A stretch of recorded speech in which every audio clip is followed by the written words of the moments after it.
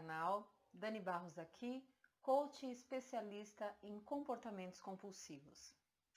Frases como: você está tão perdido que não sobreviveria sem mim.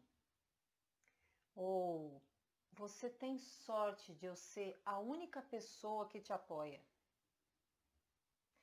Sou eu que faço tudo por você, ninguém mais.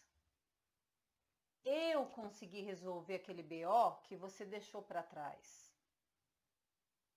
Eu que marquei a consulta. Eu que achei os melhores terapeutas e clínicas para você. Você faz toda uma sujeira e quem tem que limpar sou eu. O que seria de você sem mim? Você já disse ou pensa ainda como essas frases que eu acabei de mencionar? Se você, assim como eu, já repetiu frases como essas, você não vai gostar do que eu vou te contar. Mas eu vou dizer mesmo assim. Você fala tudo isso, sabe por quê? Porque no fundo, seu inconsciente, você gosta de ser vítima das suas histórias e adora atribuir um extremo poder a você mesmo. É duro, mas eu vou ter que falar.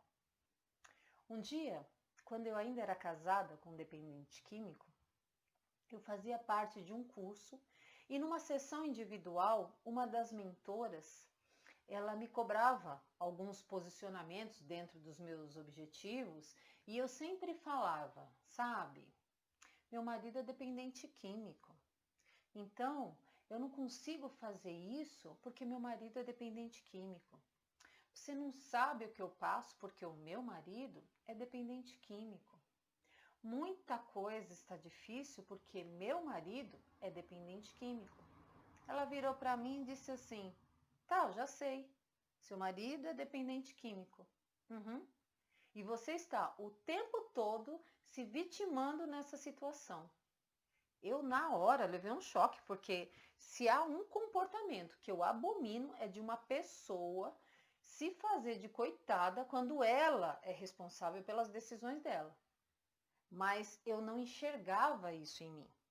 E ela continuou: você toda hora diz isso. Tá bom, já entendi, mas e o que você vai fazer com isso? Isso é um troféu? Ou é uma desculpa para não alcançar os seus objetivos? Você está vivendo com um discurso que por trás mostra que você quer que alguém venha te salvar. E desculpe dizer, mas ninguém vai vir te salvar. Só você pode fazer isso por você mesmo. Eu levei um choque. Eu parei, pensei, eu? Vítima? Eu sou lá mulher para ser vítima?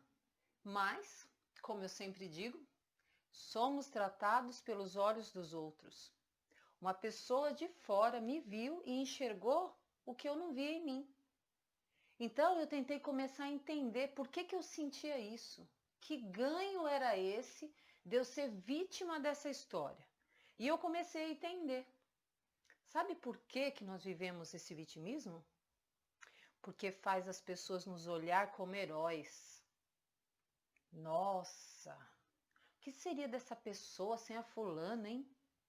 Nossa, esses pais são sensacionais, nunca desistem do filho, fazem de tudo por ele. O menino rouba, despreza a mãe, é um mimado ingrato, mas eles insistem em dar de tudo para ele tentar se recuperar.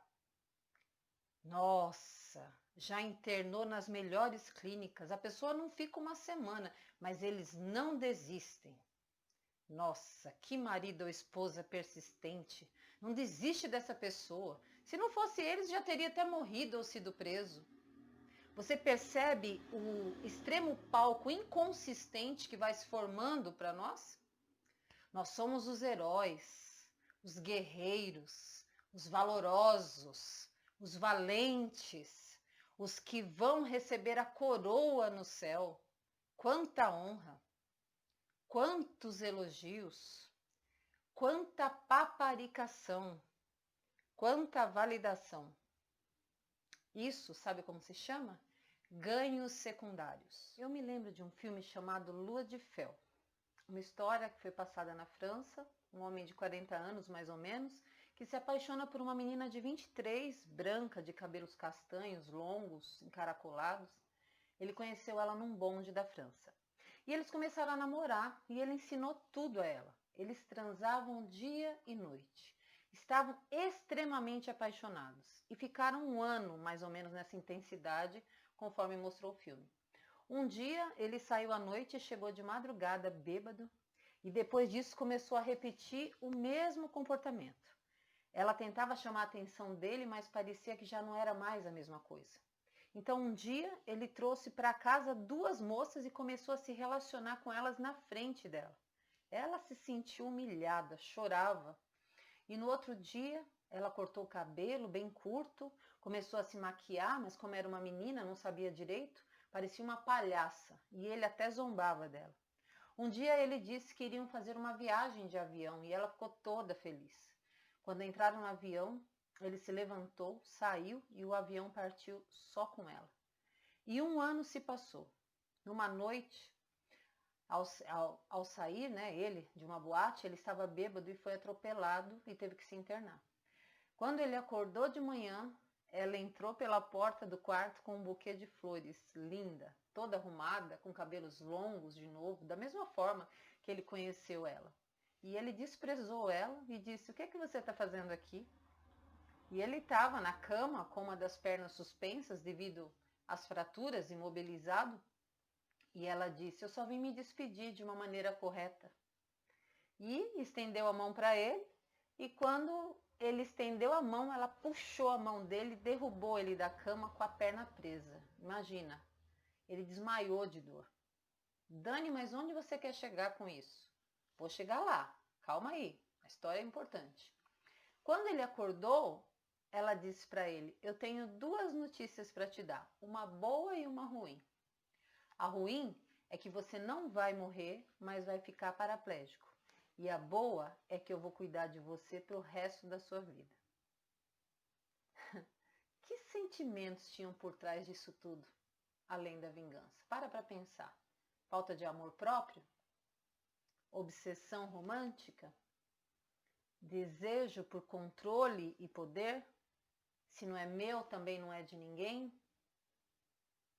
Uma puta codependência, porque quer de volta mesmo nessas condições, quer porque quer. Esses são comportamentos adoecidos, de querer ficar onde tem dor só para dizer que tem o que não tem. Então reflita, quais são os sentimentos que te fazem querer dominar o outro?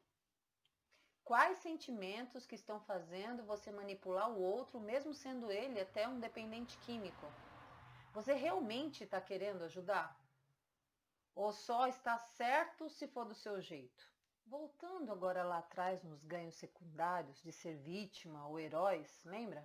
Lá no início. Muitas vezes, esse comportamento faz com que familiares ou cônjuges de dependentes químicos recuperados comecem a sentir abstinência sem saber do quê.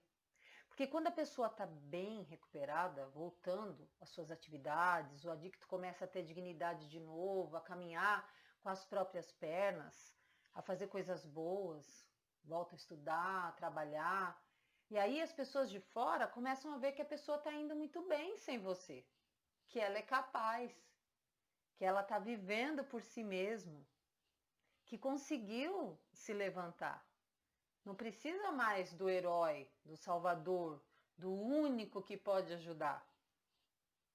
Aí, inconscientemente, você começa a sentir que tá faltando algo. Sua vida parece que está indo bem agora que essa pessoa está recuperada, mas você começa assim: será que não está escondendo nada? Como é que já está bem assim, gente? Está assistindo o que na TV? Com quem está falando no Zap?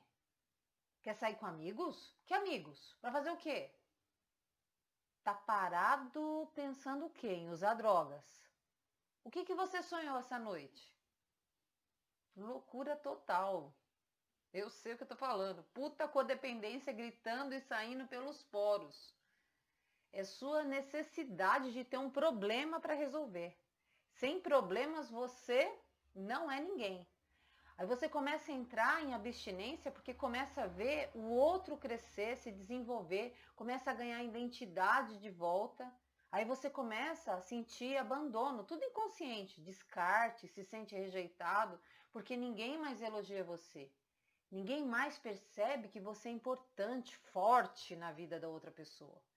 Você precisa começar a se perguntar: eu só posso me relacionar com o outro se eu for necessário para essa pessoa? Eu só posso me relacionar com o outro se eu for o centro das atenções? Eu só posso me relacionar com o outro se ele precisar desesperadamente de mim? Eu só vou me sentir bem numa relação se eu estiver me doando, salvando, cuidando do outro? Qual seria a motivação por trás disso? Eu realmente acredito que eu tenho valor? Será que eu acredito que eu posso encontrar outra pessoa além dessa situação na minha vida? E eu, como pai, só posso demonstrar amor se for dando tudo para eles? Será que para evitar sentir culpa eu tento fazer isso de alguma forma? Será que eu faço tudo para ninguém de fora dizer que eles estão assim porque eu criei mal, por isso que eu me sujeito a essa situação? Porque muitas vezes, enquanto eu estou correndo atrás de um filho, de um cônjuge, eu não penso nas coisas que me angustiam de verdade, no meu eu interior. Eu tenho uma desculpa para os meus fracassos pessoais. Se essa pessoa para de usar drogas, ela expõe as minhas frustrações de eu não ter uma profissão, de não ter feito o que precisava fazer no passado, por escolhas minhas, de não ser alguém diferente, de não ter alcançado os meus objetivos. Então, não faça mais isso com você. Quando receber de volta o seu familiar, seja ele filho, cônjuge ou pais, não receba mais o usuário, receba o recuperado. Saia do papel de salvador. Ninguém salva ninguém, nem Deus. Ele espera ser aceito incondicionalmente. Então, só por hoje, seja a pessoa mais importante da sua vida. Muitas vezes nós queremos comprar paz interior, mas paz se conquista, se desenvolve. Lembre-se que significado é disparador emocional. Qual o significado que você tem dado a ter paz? O que será que você chama de ter paz? Viver numa vida estável? Não existe estabilidade na vida. A vida é cheia de altos e baixos, até para quem não tem familiar dependente químico. Eu mesmo, por exemplo, me separei depois de muito tempo porque eu achei que o nosso relacionamento não existia mais. E não só porque ele era um dependente químico.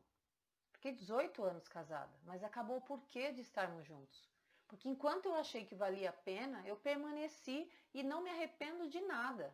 Eu não acho que ele me fez mal, pelo contrário, eu só cresci. E tudo que eu conheço hoje tem a ver com o tempo de aprendizado. Então, quando nós queremos ser salvos de alguma maneira, quando nós estamos no papel de vítima, é porque nós estamos nos sentindo como crianças, esperando um cuidador. E se você está nesse papel de vítima, você não está exercendo o seu papel de marido ou de esposa, ou até de autoridade como pais. Você está se sentindo o coitadinho da sua história. E ao invés de ser um adulto, né, sóbrio para ajudar, você acaba se colocando no mesmo papel de quem você quer salvar, no mesmo nível. Se você não consegue ter paz nessa relação, se você quer controlar os passos do outro, as escolhas que faz, mesmo que seja nociva a vida dela, você é um codependente que precisa de ajuda. Você precisa aprender a aceitar o outro tal como é, fazer parte da vida dele, mas não se permitir também ser afetado pelas escolhas deles. Se você não tiver essa pessoa na sua vida, quem que é você? Como é que está a sua vida?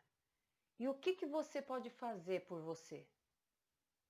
Você pode não controlar o que você sente, mas você controla o que faz com o que você sente. Não seja vítima das suas escolhas ou das suas emoções. Aprenda a lutar contra as armadilhas da mente e posicione-se a seu favor. A gente se vê por aqui.